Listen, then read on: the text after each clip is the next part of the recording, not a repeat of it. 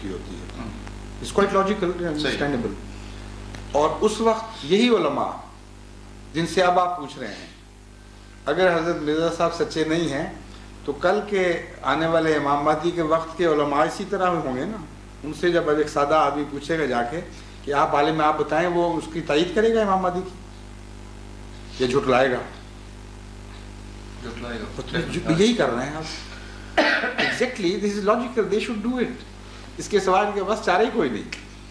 اور جہاں تک ایکسپلینیشن کا تعلق ہے, یہ کیوں ان کو بنیاد کہاں سے ملی ہے, حضرت صلی اللہ علیہ وسلم نے فرمایا کہ جب مسیح نازل ہوگا تو وہ اور قیامت اس طرح ملے ہوئے ہوں گے, یوں دو انگلیاں جوڑ کر دکھائیں. یہ اور ایک حدیث مہدی کے متعلق کہ جب وہ آئے گا تو اس کے بعد قیامت آ جائے گی. ان دو حدیثوں کا یہ معنی انہوں نے نکالا کہ امام مہدی اور مسیح ہم عصر ہیں دونوں, ان کے جاتے عمر گزرتے ہی اچانک تباہ ہو جائے گی دنیا. لیکن جو لفظ قیامت ہے یہ وہاں ہے ہی نہیں, سات کا لفظ استعمال ہوا ہے. اور اپنے متعلق بھی حضرت صلی اللہ علیہ وسلم نے بالکل یہی محاورہ استعمال فرمایا ہے. فرمایا انا وساعتوں کا ہاتین, میں اور قیامت. سات کا ترجمہ قیامت ہے نا جو یہ کرتے ہیں اردو میں اور قیامت اس طرح ہے جس طرح یہ دو انگلیاں ملی ہوئی ہیں. اب جو بھی معنی اس کا اس وہاں پورا آتا ہے وہی یہاں پورا ہونا چاہیے. 1400 سال ہو گئے ہیں اس بیان کو کہ میں اور قیامت اس طرح ملے ہوئے ہیں, اور قیامت کہاں گئی؟ پھر قیامت کا کیا میں وہی بتانے لگا ہوں. قیامت کا تصور ہے روحانی انقلاب. حضرت انبیاء دنیا کی بادشاہتوں کے لیے نہیں آیا کرتے, انبیاء تو روحانی انقلاب کے لیے آتے ہیں. چنانچہ رسول اکرم صلی اللہ علیہ وسلم کا یہ ارشاد کہ میں اور قیامت ملے ہوئے ہیں, اس کا قرآن کریم میں ذکر ہے. فرمایا اقتربت الساعۃ وانشق القمر, کہ دیکھو چاند دو ٹکڑے ہو گیا ہے. یہ اس بات کا ثبوت ہے کہ قیامت قریب آ گئی ہے بالکل. اب وہ کیسی قریب آئی ہے؟ اگر ملا کے تصور والی قیامت لی جائے تو 1400 سال سے اوپر ہو گیا, ابھی تک آئی نہیں, اچھی قریب آئی ہے وہ. اور اگر قریب ایسی ہوتی ہے تو امام مہدی کے بعد پھر قریب کے معنی کو بدلاتے ہیں آپ. اس کا قریب بھی پھر 1400 سال تو چلنا چاہیے کم از کم. اس لیے سات کا مطلب کچھ اور ہے. سات اگر روحانی دنیا میں دیکھا جائے تو مردے جی اٹھنا روحانی معنوں میں استعمال ہوتا ہے, اور کسی قوم کی موت کا اعلان روحانی معنوں میں استعمال ہوتا ہے. قیامت کے دو پہلو ہیں, ایک موت کا اعلان کرتی ہے اور دوسری طرف نئی زندگی کا اعلان بھی کر رہی ہوتی ہے. ایک طرف صف لپیٹی جا رہی ہے, دوسری طرف نئی زندگی عطا ہو رہی ہے.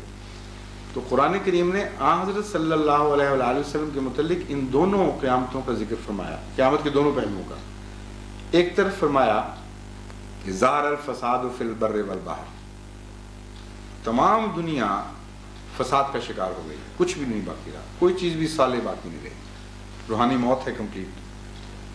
دوسری طرف فرمایا یدعوکم لما یحییکم, محمد مصطفیٰ صلی اللہ علیہ وسلم تمہیں بلا رہے ہیں تاکہ تمہیں دوبارہ زندہ کر دیں. قیامت کی مکمل تصویر یہی ہے. ایک طرف ایک عام موت کا اعلان, دوسری طرف ایک زندگی کا پیغام, نئی زندگی کا. تو حضور اکرم صلی اللہ علیہ وآلہ وسلم کا اپنے متعلق فرمانا کہ میرے ساتھ قیامت ملی ہوئی ہے, قرآن کا یہ اعلان کرنا تقویت دیتا ہے اس حدیث کو کہ یہ کوئی غلط حدیث نہیں ہے, واقعی قیامت آنے والی تھی. اور ظاہری قیامت کا نہ آنا, اس سے بڑا اور کوئی ثبوت نہیں کہ یہ موضوع غلط سمجھ رہے ہیں قیامت کا معنی. روحانی قیامت مراد ہوتی ہے جب ایک قوم مرنے کے قریب پہنچ جائے, دنیاوی امراض کا شکار ہو جائے, اس کو نئی زندگی کا جو پیغام ملتا ہے, اسی کے نام قیامت ہے. اسی کو سورہ اسرافیل کہتے ہیں. وہ ایک نئی زندگی کا امکان پیدا ہو جاتا ہے, پھر اٹھنے شروع ہو جاتے ہیں مردے, آہستہ آہستہ ان کو زندگی کے نئے پیغام ملتے ہیں, پھر وہ دنیا میں نشر شروع ہو جاتا ہے. حشر اور پھر نشر, یہ دو لفظ اکٹھے ملتے ہیں آپ کو دینی محاورے میں. حشر ہوتا ہے اکٹھا کرنا, اور نشور ہے پھیل جانا. تو ایک آواز کے گرد دنیا اکٹھی ہوتی ہے پہلے, پھر اس کے بعد اس کا پھیلاؤ نشر شروع ہو جاتا ہے, باقی دنیا کو پیغام دیتے ہیں. نبوت کی تصویر ہے یہ. قیامت دراصل نبوت کی تصویر ہے، خدا کے نام پر بلانا اور پھر ان کی تربیت کر کے ان کو دنیا میں پھیلا دینا کہ جاؤ اب دنیا کو پیغام دو. یہ تو ہم سمجھتے ہیں، اور جیسا کہ میں نے بتایا دلیلیں میرے نزدیک اتنی وزنی ہیں قرآن اور حدیث سے اور عقل کے مطابق کہ ان تینوں میں انطباق ہے پورا. وہ تصور جو آپ کو بتایا گیا ہے وہ آپس میں تضاد رکھتا ہے، معقولیت کے خلاف ہے. ایسا انقلاب آپ مجھے بتائیے کہ اگر نیکیاں اتنی جلدی داخل ہو جائیں لوگوں کے دلوں میں تو پہلے کیوں نہیں ہوا کبھی؟ خدا کو کیا ضرورت پڑی تھی کہ رسول اللہ صلی اللہ علیہ وسلم کو بدر میں سے گزارتا، احد میں سے گزارتا، طائف میں آپ تکلیفیں اٹھاتے، آپ کے ماننے والوں کو گلیوں میں گھسیٹا جاتا. اگر امام مہدی والا نسخہ چلنا تھا، چل سکتا تھا کبھی، تو آپ کی قوت قدسیہ امام مہدی سے ہزاروں گنا بڑھنی چاہیے تھی. آپ کو چاہیے تھا کہ اسی پھونک سے جس سے امام مہدی نے عربوں کو چند سالوں کے اندر مسلم صالح بنا دینا ہے، آپ کو چاہیے تھا عرب کو بنا دیتے. اس لیے اتنا واضح تضاد ہو رسول اللہ صلی اللہ علیہ وسلم کی شخصیت میں اور امام مہدی کے تصور میں، یہ تو قابل قبول نہیں ہے. ایک ہی نسخہ ہے صرف اصلاح کا. اگر یہ آپ نہیں سمجھیں گے تو ایک افہیم میں پڑے رہیں گے، کبھی بھی اصلاح نہیں ہوگی مسلمانوں کی. وہ ہے سچائی کی خاطر قربانی دینا. جب تک قومیں اس نسخے کو استعمال نہیں کرتی کبھی زندہ نہیں ہو سکتی. سیاست میں بھی ہم نے یہ استعمال نہیں کیا. وہاں کانگریس نے قربانیاں دی تھی لمبا عرصہ، ان کو حکومت کرنا آ گئی. ہمیں بنا بنایا چاندی کی پلیٹ پہ پاکستان مل گیا، ہم نے اس کو چاندی بیچ کے کھانا شروع کر دی. یعنی اتنی معمولی بات ہے جو ایک 2 اور 2 4 کی طرح واضح. اس نسخے کو قرآن کریم نے آدم سے لے کر رسول اللہ صلی اللہ علیہ وسلم تک استعمال کیا ہوا ہے کہ قربانی کے رستے پہ ڈالتا ہے، ماریں کھلوا کر، گھر جلوا کر اور خون اپنا گلیوں میں بہا کر پھر نیکی ملتی ہے. قیمت دینی پڑتی ہے اس کی، ورنہ قومیں بدل سکتی ہیں. ایک شہر نہیں بدل سکتا. پاکستان کا کسی ایک فیصلہ آباد کو آپ لے لیجئے، سارے پاکستان کے علماء کو کہہ دیں کہ مل کے اس کے اندر نیکی داخل کرو، ان کو پوچھے گا ہی کوئی نہیں. دروازے ان کے کھٹکھٹائیں گے تو وہ آگے سے مارنے کو پڑیں گے کہ اب بس کرو، اب ہو گئی جو نمازیں ہونی تھی جتنی کافی ہے. فساد کی طرف بلائیں پھر دیکھیں کس طرح دوڑتے ہیں. آگ لگانے کے لیے وہ تیار ہو جائیں گے فوراً. تو یہ فطرت ہے انسان کی، بدی کی طرف جلدی آتا ہے، نیکی کی طرف مشکل سے آتا ہے. یہ کوئی گر نہیں ہے، یہ فطرت کے خلاف، قانون قدرت کے خلاف، مذہب کی تاریخ کے خلاف کہ ایک آدمی آئے اور سب کو نیک بنا دے.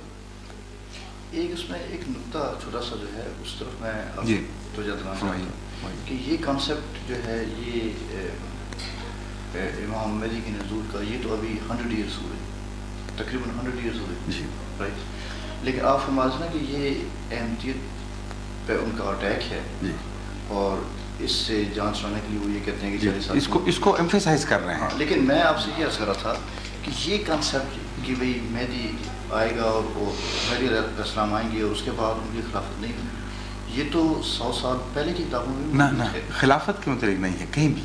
خلافت کے متعلق نہیں ہے. جو کانسیپٹ ہے وہ حدیث میں نے بیان کیا. 1400 سال سے ایک خیال یہ چلا آ رہا ہے بعض لوگوں کا کہ یہاں ظاہری قیامت مراد ہے. اچھا، وہ کانسیپٹ پرانا ہے، اس کی میں نے تشریح کی ہے کہ کیوں لفظ سا استعمال ہوا اور حضرت مسیح کے متعلق آیا کہ مسیح اور قیامت اس طرح جڑے ہوئے ہوں گے. اور قرآن کریم نے بھی حضرت مسیح کے متعلق فرمایا